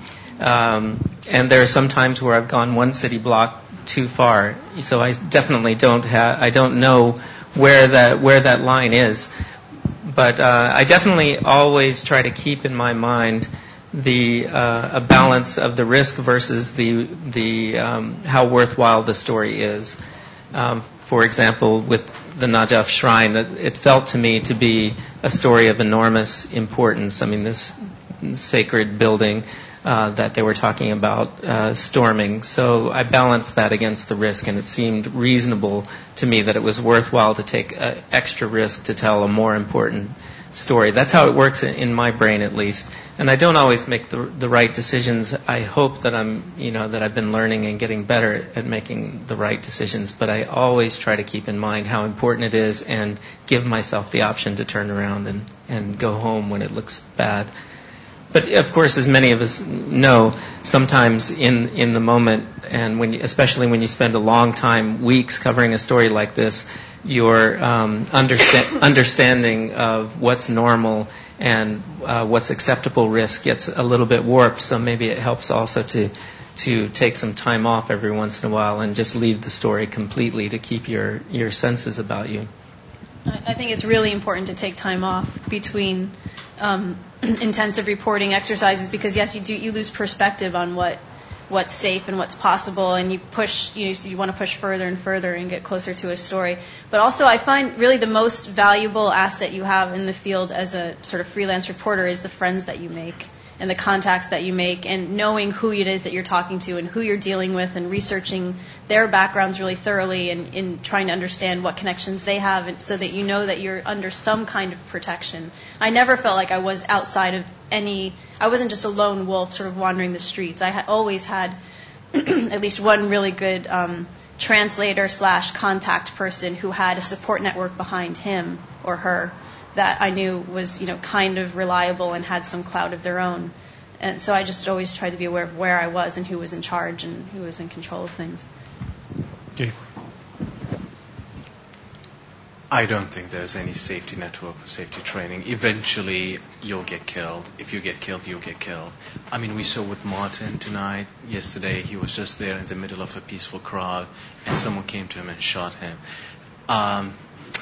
Maybe I'm a bit kind of fatalistic, but I mean, if you don't want to, there are so many other stories to do, and you should really have in mind is something wrong will happen and you'll get killed. And in these kind of pictures, not these pictures, but anyone who's been in Iraq, anyone who's been anywhere, so many kind of times you could have been killed.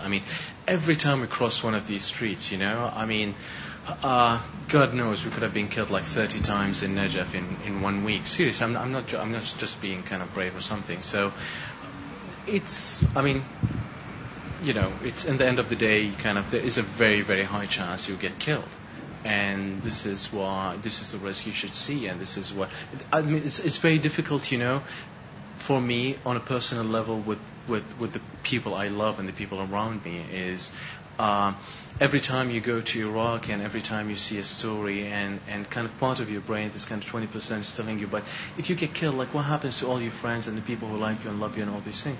But then you keep telling yourself, but this is a story and this is a picture, and so there is no calculations, You can, I'm sorry for my friend, but we can fool ourselves and we can talk about this network of support and blah, blah, blah. But in the end of the day, it's an extreme risk you take, and you can kind of reason about these things and say there is no picture. A friend of mine, an Italian journalist, was telling me Ray, next day your pictures will be used to rob fish in the market, so it's not worth it.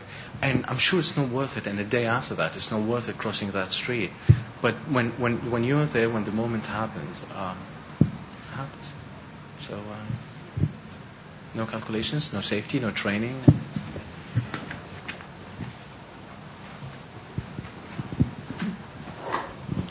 This is probably a peculiar question, but before each of you were unembedded in Iraq, where were you? What were you doing? Thorne and I had worked a lot in the Balkans before. We were living, in Serbia at the time? We were both living in Serbia at the time, and I covered a lot of the... I spent a lot of time with the Macedonian, the sort of the Macedonian Albanian rebels in the Uchaka. So I always like getting in with some sort of getting in well with a group and learning a territory and learning the nuances of a conflict. So I'd done that sort of thing, and I had somehow in my mind that was good preparation to go to Iraq. I'd also spent some time in Palestine and Israel. Yeah, I'd spent 7 years in the Balkans. But I never intended to be, to cover wars. That was never my intention. It was sort of an accident.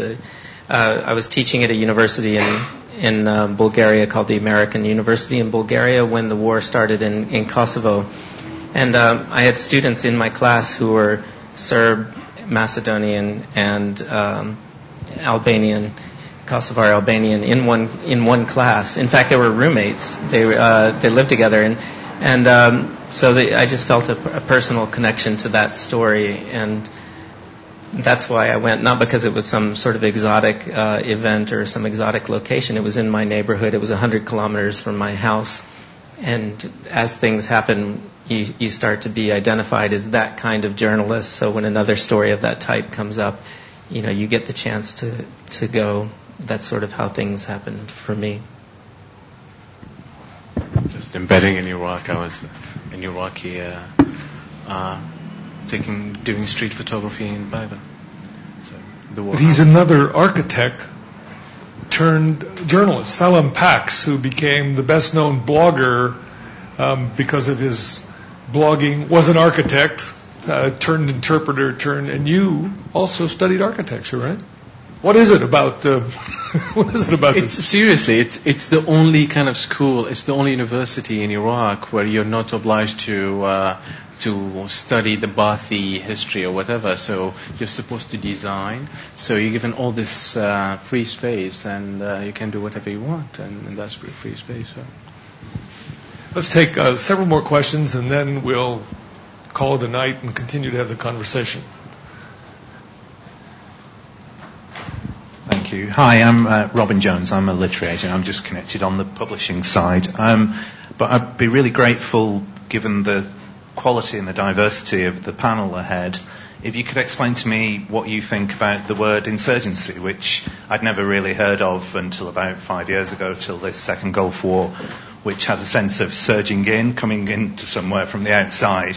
I'd always used the word insurrection for things that came from the inside, from within, and grew up. And I just wondered, now I'm utterly confused. Is there an insurgency from outside into Iraq, or is it Sunni versus Shia, an internal conflict?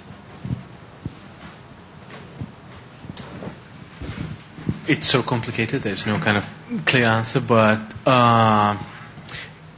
it is. I mean, there is a kind of it's lots of people who started fighting in the beginning were just like normal Iraqi Sunnis, not even Sunnis. I mean, we saw kind of in Najaf they were Shia, but kind of people who were pissed off because of the situation, people who saw their country occupied. I've seen so many people, Iraqi officers, soldiers, who tell me they cried for 3-4 nights when Baghdad fell.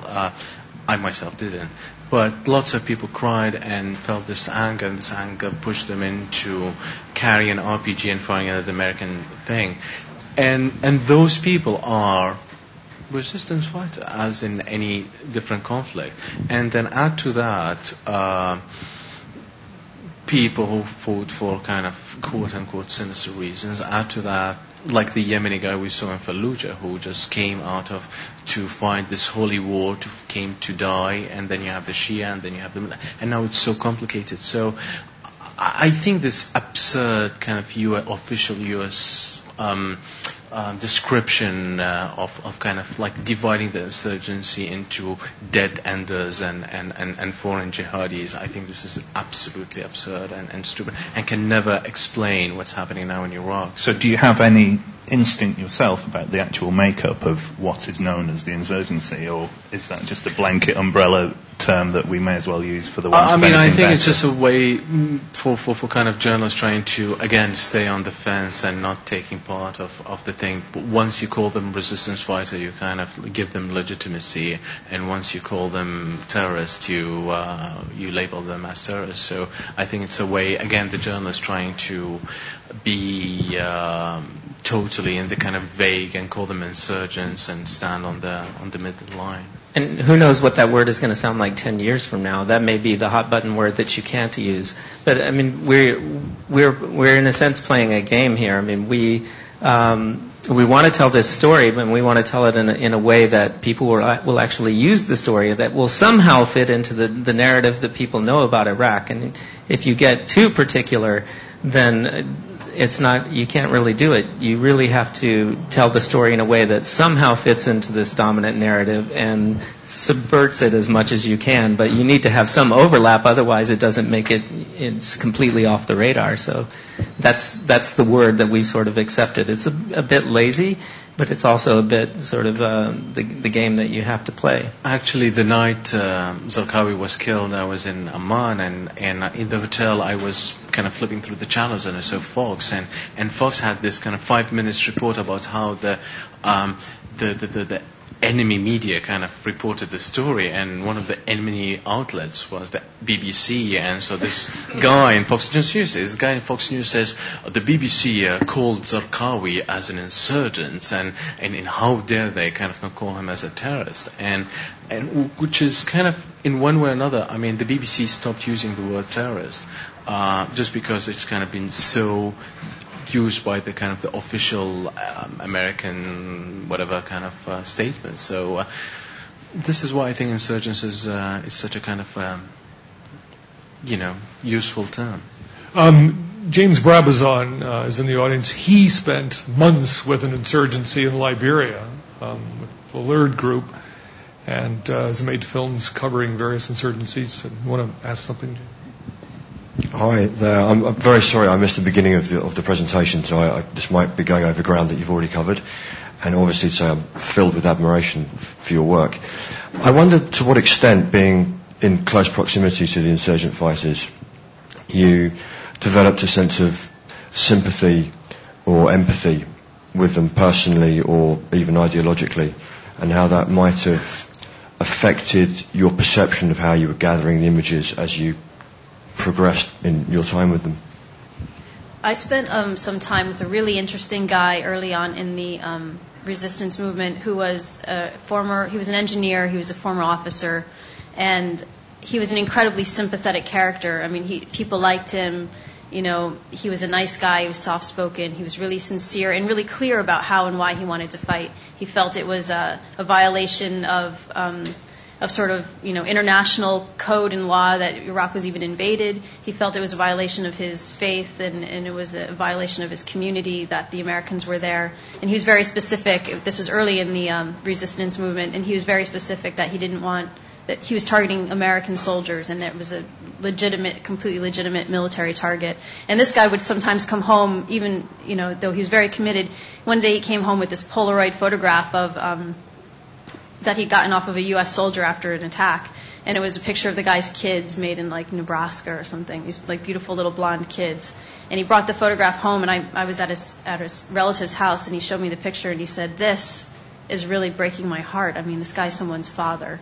I mean, these are just like sort of ordinary people, and the more time you spend with them, the more you see their whole range of emotions, and they're complicated human beings like anyone else. So it wasn't hard to have sympathy for some of the people. I mean, other people I met were just total jerks, and they weren't very nice to anyone, and they happened to be resistance fighters as well. So it just ran the gamut. I think sympathy with a subject is one of the most useful tools that you have as a journalist. You have to be sympathetic towards the people that you're photographing. It doesn't mean that you have to support their goals or their methods or their ways of achieving those goals. But of course, there's a natural tendency to be more sympathetic with people as you know more about them, and I think that's a useful way to begin to understand at least what their motivations are, and that's, I think, something very important.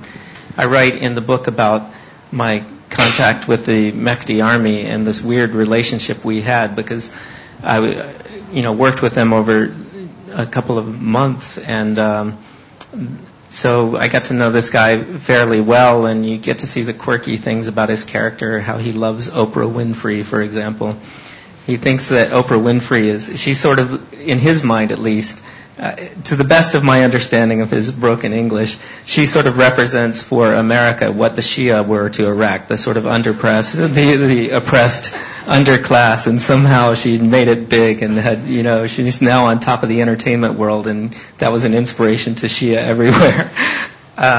So how can you not be sympathetic to someone like that? I mean, it's impossible not to feel some sort of kind of human connection. But at the same time, we ended up, and this is again in the essay that I write in the book, it comes as he became increasingly drawn into not just being an escort for foreign journalists, or foreign journalists into the Mehdi army, but being on the front lines of fighting and starting to show up with mysterious wounds, and increasingly, bringing gifts as he's preparing for martyrdom, essentially, giving me a picture, and to Cale as well, a photograph of him and his wife, some candies, and clearly he's preparing himself to sort of die in battle. And then I became engaged with him in a discussion about jihad, because he was saying it's important, I have to fight, it's jihad.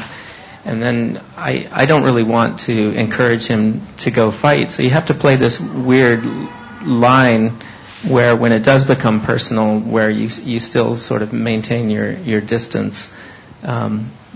So yeah, I don't know if that's an answer to your question, but it's closeness is important, but too close is too far. I think at the end of the day, what just they both said is that kind of those guys are just normal human beings.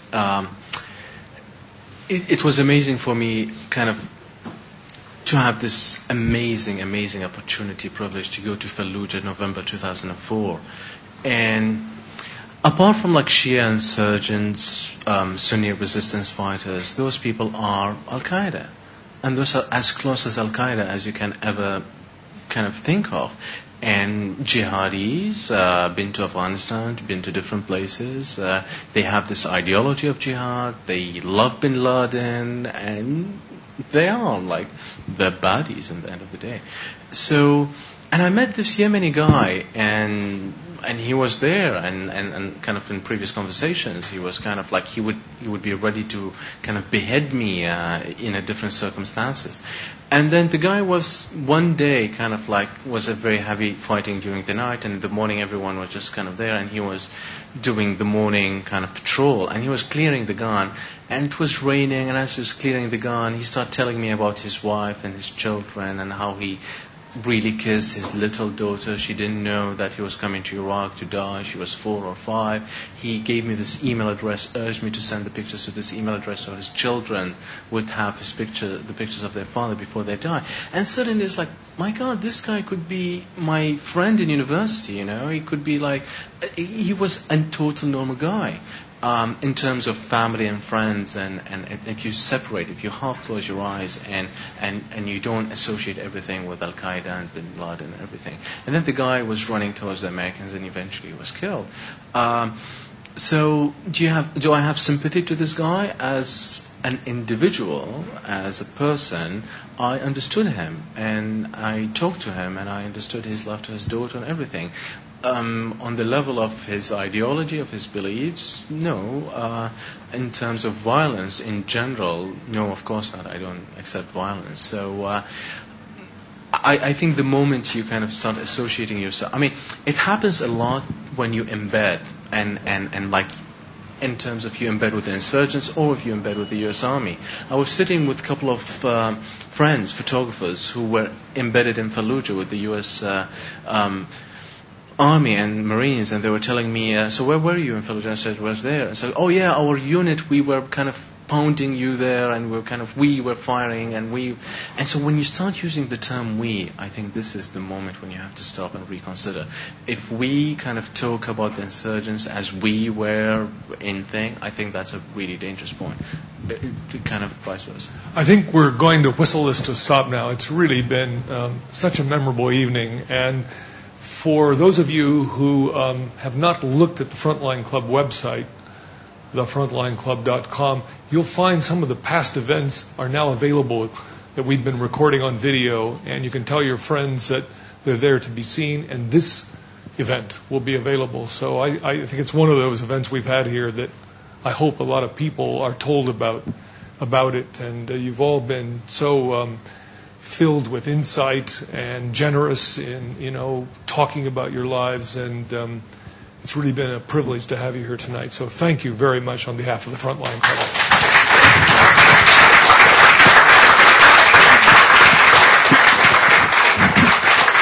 And stay safe. Take care of yourselves. We're going to worry about you. So.